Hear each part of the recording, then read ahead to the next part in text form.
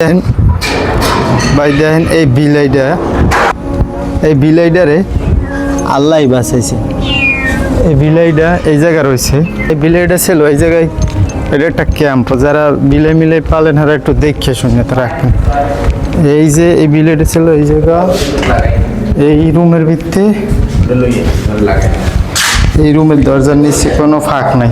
পরে এই দরজাটার ভিত্তি ছিল। আমি আইসি আজকে আমার কলেজ এসিডি খুলে নেব।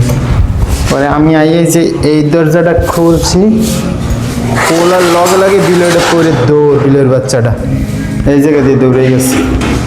এটার মধ্যে কি অন্ধকার! ও এতদিন আজ মানে 4-5 দিনেরও বেশি হয়েছে হেরা এই জায়গা দিয়ে গেছে।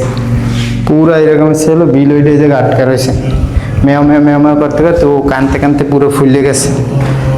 এই জায়গা ছিল কয়টা ভাই ব্রাদার ছিল এই রুমে, অবুই কিচেন। বিলয়টা এরকম আটকে রেখে চলে গেছে। আর একটু দেখে গেলে এই জায়গায় আর একটা বাচ্চা ছিল, আর ওইটার ভিত্তি ছিল।